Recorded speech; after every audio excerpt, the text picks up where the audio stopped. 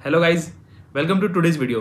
तो गाइज आज की वीडियो बहुत ज़्यादा इंपॉर्टेंट होने वाली है क्योंकि आज की वीडियो में उस क्वेश्चन का आंसर दूंगा जिस क्वेश्चन का आंसर हर एक फ्रेशर जानना चाहता है। और वो क्वेश्चन है कि एचआर आपका सीवी किस बेस पे सिलेक्ट करती है, मतलब शॉर्टलिस्ट कैसे होता है आपका सीवी। ठीक है, तो इस क्वेश्चन का आंसर मैं नहीं दूंगा, मैंने एचआर से ही पूछा डायरेक्ट। ठीक है, मैं आपको डायरेक्ट चैट दिखाऊंगा, एचआर के साथ मेरी क्या बात हुई है वो पूरी डिटेल में बताऊंगा, उसका क्या मतलब है वो भी बताऊंगा।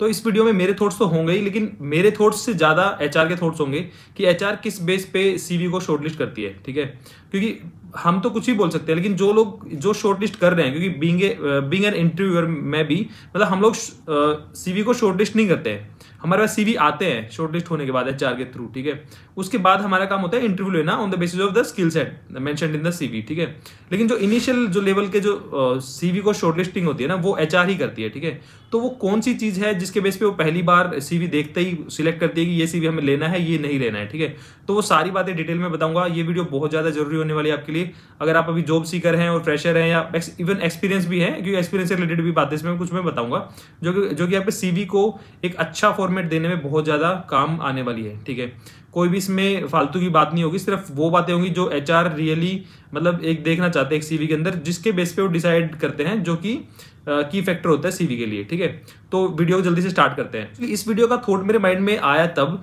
जब मैंने एक वीडियो अभी रिसेंटली पोस्ट की थी, जिसमें मैंने बोला था कि एडवांस प्रोजेक्ट के पीछे मत भागो, एडवांस नॉलेज के पीछे भागो। अपने सीवी में एडवांस प्रोजेक्ट करना मतलब ठीक है, अच्छी बात है, बट टोटली उस पर डिपेंड मत होगी, इसके बेस पे ही तुम्हारा सीवी शॉर्टलिस्ट हो जाएगा। ठीक है, तो उस पर एक लड़के ने कमेंट किया कि सर कोई कह रहा है कि एडवांस प्रोजेक्ट के बेस पे सिलेक्ट होता है, कोई कह रहा है नहीं हो रहा है, तो हम तो कंफ्यूज हो गए। ठीक है, तो इसका सोल्यूशन क्या है?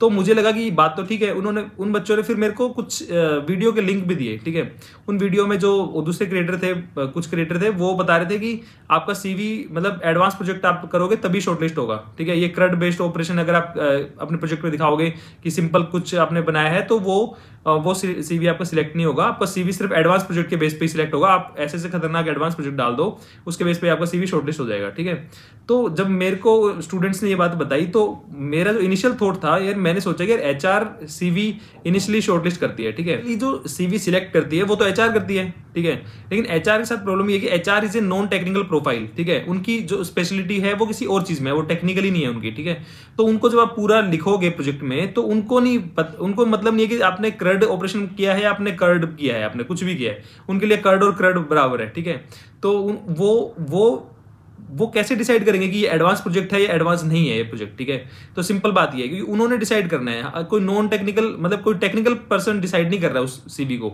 लेकिन हाँ, अगर आप आगे इंटरव्यू राउंड में जाओगे सिलेक्शन के बाद, तो ऑब्वियसली वो जो आप प्रोजेक्ट है वो आप एक्सप्लेन कर पाओगे और उसका आपको हो सकता है बेनिफिट मिले। बट इनिशियल जो लेवल है स्टार्टिंग में, उसमें एचआर कैसे इंप्रेस होगी आपके एडवांस प्रोजेक्ट को देख के, है ना? तो यही मेरे माइंड क्वेश्चन था। मैंने अपने स्टूडेंट को भी यही चीज बताई, यार सिर्फ एडवांस प्रोजेक्ट के बेस पे आप एक्सपेक्ट नहीं कर सकते आपका सीवी सिलेक्ट होगा। तो उन्होंने बोला सर ऐसे फिर मतलब किस बेस पे सिलेक्ट होता है, हम तो कंफ्यूज हो गए सर, इसका कोई सोल्यूशन बताओ।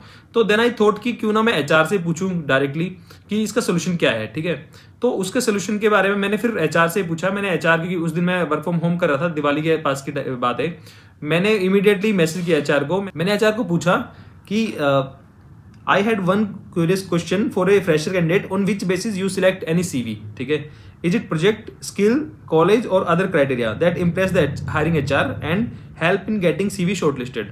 ठीक है, फॉर फ्रेशर्स स्पेशली। ठीक है, तो मैंने क्वेश्चन पूछा उनसे, तो एचआर का जो रिप्लाई आया था, एचआर का रिप्लाई आया कि for freshers we mostly go for an on campus hiring, mostly we look for current last year pass out, they are shortlisted on the basis of aptitude test GD. ठीक है, तो उन्होंने HR ने initially सिर्फ अपने on campus hiring के बारे में बता दिया। ठीक है, इसके साथ साथ एचआर ने एक चीज और बताई कि also any additional online course that one might have done would give an advantage. ठीक है, उन्होंने बताया कि आपके इसमें अगर एडिशनल ऑनलाइन कोर्स है तो वो एडवांटेज देगा। ठीक है, तो उन्होंने ये ऑन कैंपस के लिए बता दिया बेसिकली। लेकिन मेरा क्वेश्चन था ऑफ कैंपस के लिए। तो मैं फिर से उनसे पूछा, दोबारा से क्वेश्चन किया कि I understood, thanks, and if some fresher is targeting an off campus job, ठीक है, then what points in his CV can hold HR attention. मैंने क्लियरली फिर से पूछा कि अगर यार कोई अगर ऑफ कैंपस में टारगेट कर रहा है तो उसको क्या करना है सीवी के लिए। ठीक है, उसको क्या चीज है जो कि एचआर का अटेंशन ग्रैब कर सकती है उसके सीवी में। ठीक है, तो मेरे को वो चीज जाननी थी बेसिकली। तो एचआर का रिप्लाई आया, उसके बाद मैं आपको बताता हूँ पढ़ के। एचआर रिप्लाई आएगी, any projects, additional courses, internship if one has done. ठीक है, तो देखो ये उसने क्लियर कट बताया, आपके सामने है रिप्लाई। ठीक है, इसमें कोई वो नहीं है, ये सामने रिप्लाई है, इसमें है प्रोजेक्ट मेंशन किया, प्रोजेक्ट से इंप्रेस होते हैं, एडिशनल कोर्सेज से जो आपने कुछ कोर्सेज कर रखे हैं कुछ, ठीक है, कोर्सेज मतलब सर्टिफिकेशंस कर रखे हैं वो, और हम इंटर्नशिप के बारे में, ठीक है, इंटर्नशिप अगर कर रखी है तो उससे, ठीक है। अब ये बात हुई, इससे बात हुई एचआर से, एक एचआर से बात हुई मेरी। जब उसके बाद में फिर ऑफिस गया तो मैंने ऑफिस में जाके फिर से मैंने दूसरी एचआर से बात की, तो मेरे को लगा कि थोड़े मेरे को और डेटा मिल जाए और थोड़ा आइडिया मिल जाए कि रियलिटी में क्या होता है, ठीक है। तो दूसरी एचआर ने भी, क्योंकि मैं ऑब्वियसली वहां पे फेस टू फेस बात कर रहा था तो मैं वो चीज रिकॉर्डिंग नहीं करूंगा, तो उसमें क्या था कि उन्होंने भी यही बताया, दूसरी एचआर ने भी, मतलब ओवरऑल यही चीज बताई कि वो एचआर ने कभी भी एक चीज से इंप्रेस नहीं होते आपके सीवी में।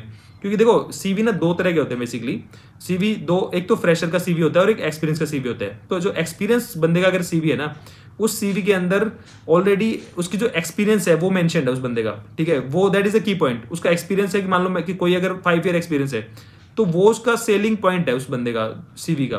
तो 5 ईयर चाहिए, अगर 5 ईयर मैच कर गया और स्किल सेट मैच कर गया तो that CV will be short listed, ठीक है, सीधी बात है। तो एक्सपीरियंस के केस में सीवी शॉर्ट लिस्ट करना बहुत ईजी होता है, ठीक है। कंपनी का नाम भी दिख जाता है फ्रंट की, ये अच्छी कंपनी में है, किस कंपनी में, वो सब दिख जाता है एचआर को, ठीक है। But in case of fresher HR को ना सीवी शॉर्टलिस्ट करने में थोड़ा सा एफर्ट लगता है। वो कैसे लगता है मैं बताता हूँ। जो सीवी जब शॉर्टलिस्ट होता है ना, तो वो जब आप सीवी सेंड करते हो ना एचआर को, ये मैं on this basis of detail जो डिस्कशन हुआ मेरे एचआर से उसके बेस पे बता रहा हूँ मैं, ठीक है। जब आप सीवी सेंड करते हो from very first point off campus के केस में कह रहा हूँ, जब आपने सीवी सेंड किया, उस सीवी में आपने जो सब्जेक्ट डालना होता है, ठीक है, मेल का सब्जेक्ट है, मेल का सब्जेक्ट से लेके, मेल का सब्जेक्ट मैटर करता है। फिर जब आप उसमें जो फ्रेम करते हो, जब आप मेल लिखते हो तो उस मेल का एक फ्रेम होता है, फ्रेमवर्क होता है कि आप अपने बारे में बताते हो कि hi I am Rohit, I am this this this, इस तरह करके लिखते हो आप एक छोटा सा समरी अपने बारे में। वो समरी मैटर करती है, वहीं से आपकी इमेज बिल्डिंग शुरू हो जाती है। क्योंकि आपकी जो इमेज है ना एज ए फ्रेशर, वो अभी मार्केट में स्टैब्लिश्ड नहीं है, ठीक है। एचआर को नहीं पता कि आप अच्छे बंदे हो, आपने पढ़ाई करी है नहीं करी है, आपकी क्या रेपुटेशन रही है कॉलेज में, उनको नहीं पता एचआर को, किसी को भी, ठीक है। तो जब आपकी पहली मेल पहुंचती है ना, पहली मेल से आपका स्टार्टिंग हो जाती है। उस मेल में आपने जैसे सब्जेक्ट डाला, सब्जेक्ट के बाद आपने ईमेल की बॉडी, आपने ईमेल में क्या लिखा, कितने तमीज से लिख रखा है, या फिर आपने सीधा CV फॉर लिख दिया, CV फॉर रोहित CV ऐसे लिख के सिर्फ आपने मेल कर दिया सब्जेक्ट में। ऐसा नहीं होता। पूरी जब उसका बॉडी ईमेल की वो मैटर करती है। फिर जब आप CV खोलते हैं, your CV should be in 1 page only, ठीक है। एक पेज का आपको CV होना चाहिए आपका, और ये नहीं मल्टीपल पेजेस का, क्योंकि being a fresher, even experience को भी रिकमेंडेड होता है कि एक ही पेज में हो, क्योंकि एचआर का आपको टाइम कम से कम यूटिलाइज करना है, ठीक है। एचआर ऑलरेडी बहुत सारे CV गो थ्रू करने हैं, तो उसको क्रिस्प में सारा आपका डेटा मिलना चाहिए। ज्यादा CV बड़ा बनाने से ये नहीं लगता कि इसने ज्यादा काम किया है, ये लगता है कि ये मतलब क्रिस्प नहीं कर पाया अपनी चीजों को पूरा, ठीक है। तो नेगेटिव जाता है। Your CV should be in 1 page only, specially for fresher. Starting में अपने जो आप नाम वगैरह और सब अपना कॉन्टैक्ट डिटेल डालते हैं, उसके नीचे एक समरी होनी चाहिए। ये मैं एचआर से पूछ के बता रहा हूँ सब चीजें, ठीक है। समरी होनी चाहिए जिससे एचआर इमीडिएटली जान पाए कि you are inclined towards Java stack, और you are inclined to MEAN stack और वटएवर, ठीक है। आपको वो चीज मेंशन करनी है उसमें तुरंत। समरी के बाद ना, समरी के नीचे आपको डालना है अपना एक्सपीरियंस, या फिर आपको आपने जो भी इंटर्नशिप करी अगर किसी ने, तो इंटर्नशिप बहुत ज्यादा जरूरी है, ठीक है। इंटर्नशिप से मतलब एक ना जो CV में हर एक सेक्शन है, जो उन सेक्शन का वेटेज आपको बढ़ाना है धीरे धीरे करके, ठीक है। उस वेटेज में हर एक सेक्शन का एक वेटेज है, तो आपको उन सब वेटेज को लेके ही आपका एक CV थोड़ा एक हैवी बनेगा, ठीक है। आपको इंटर्नशिप ऐड करनी है उसमें, इंटर्नशिप ज्यादा नहीं करनी है, 2 इंटर्नशिप इनफ है, ठीक है। इंटर्नशिप आपने डाली, इंटर्नशिप के जस्ट बाद आपको अपनी स्किल सेट डालनी है, ठीक है। स्किल सेट डाल दिया आपने, उसके बाद आपने जो भी उन स्किल से रिलेटेड आपने कोर्सेज करें, कोर्सेज डाल दिया आपने, ठीक है।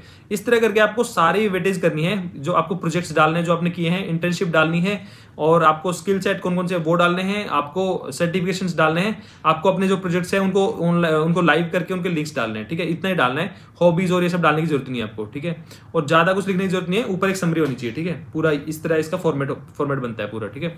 तो ये जो फॉर्मेट है ना, जब एचआर ऊपर से देखना स्टार्ट करती है ना, तो एक वेल स्ट्रक्चर्ड आपका CV होना चाहिए। मैंने देखा है कि बहुत सारे बच्चे कुछ भी फॉर्मेट का CV कर रहे होते हैं, फॉन्ट साइज उल्टा सीधा होता है, वो टोटली आपका एक नेगेटिव इंपैक्ट बना देगा। आपका CV एक कॉम्पैक्ट होना चाहिए, क्रिस्प होना चाहिए, और उसके अंदर सारे एलिमेंट है ना उनका इक्वल वेटेज होना चाहिए, ठीक है। Your summary, your projects, your internship, your certifications, your skills including, ठीक है।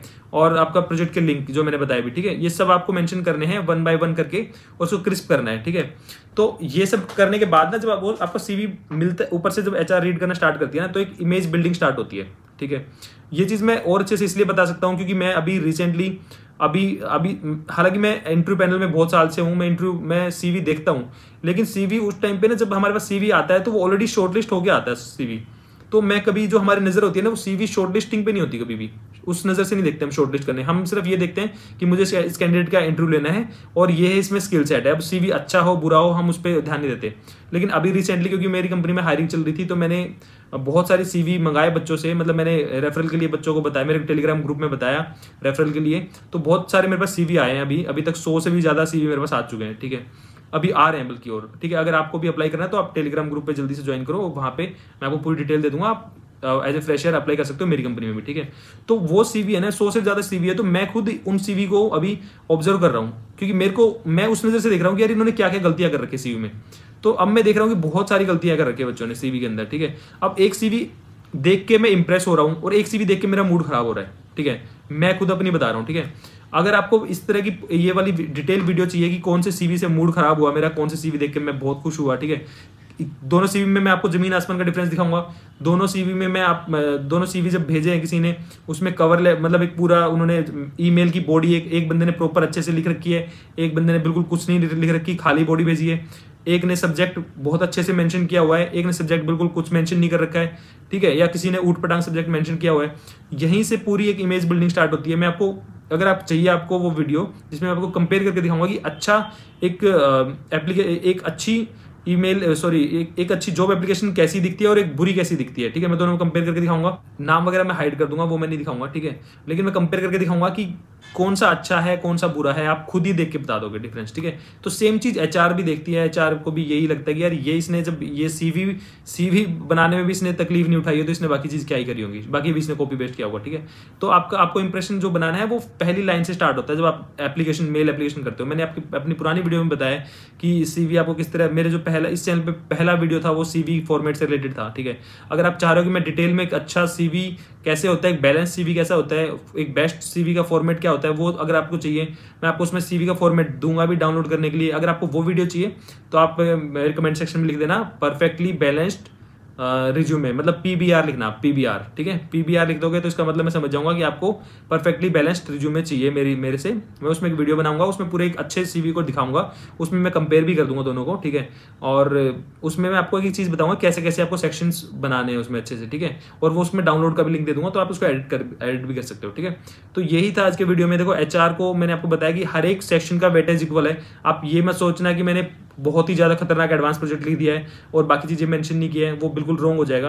और आई वुड सजेस्ट कि जो आप सोच रहे हो ना, जैसे कई बार क्या होता है कि मर्ज स्टैक के लिए जॉब निकलती है, फ्रेशर में भी कई बार निकलती है, जावा के लिए भी, तो आप ये भी कर सकते हो, आप मल्टीपल सर्टिफिकेट्स लेके रख सकते हो। अगर आपको लगता है कि मेरे को मन भी आती है, मेरे को जावा भी आती है थोड़ी थोड़ी, ठीक है, और मैं एज ए फ्रेशर में दोनों में अप्लाई कर सकता हूँ, तो आप दोनों के सर्टिफिकेट लेके रखो, मन के भी ले लो जावा की भी। अगर जावा के लिए अप्लाई कर रहे हो तो उसमें आप जावा वाले सर्टिफिकेट्स ऐड कर दो उसमें, ठीक है। और मन के करो तो मन से कर लेना।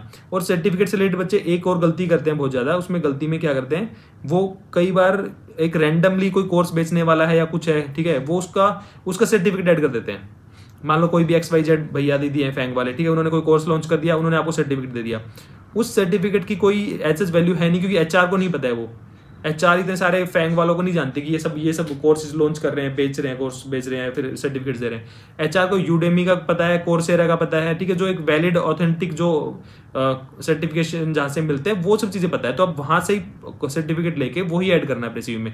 ऐसे नहीं किसी भैया दीदी का सर्टिफिकेट ऐड कर दिया। सर्टिफिकेट का मतलब ये नहीं होता अकल को मैं भी कुछ सर्टिफिकेट आपको बना के इशू कर दूं, वो मतलब नहीं होता। Certificate always depends on the authority behind it. Certificate आपको देखना है कि सर्टिफिकेट कौन सी अथॉरिटी आपको पब्लिश कर रही है, मतलब कौन सी अथॉरिटी आपको दे रही है। तो यूडेमी, कोर्सेरा और जो अच्छी कोई अच्छी यूनिवर्सिटी का अगर सर्टिफिकेट है वो आपको वैलिड रहेगा, किसी भैया दीदी का और यूट्यूबर का नहीं रहेगा उतना ज्यादा वैलिड, ठीक है, वो ज्यादा इंपैक्ट नहीं डालेगा उस पर, ठीक है। तो आई थिंक यही था इस वीडियो में। आप समझ गए होंगे कि इक्वल वेटेज होता है, आपको परफेक्टली बैलेंस सीवी रखना है, वो सीवी डेफिनेटली इंप्रूव हो जाएगा टाइम के हिसाब से। अगर आपको वीडियो चाहिए तो आप पीबीआर कमेंट करना और मैं आपको हेल्प करूंगा आपका एक परफेक्टली बैलेंस सीवी बनाने में। और आई थिंक अगर इससे रिलेटेड और भी कोई क्वेरी है तो आप पूछ सकते हैं। और अगर ये आपको वीडियो अच्छा लगा तो अपने फ्रेंड्स सर्कल में शेयर करना। मैं आपको मिलता हूँ किसी नेक्स्ट वीडियो में, तब तक के लिए बाय बाय, सी यू।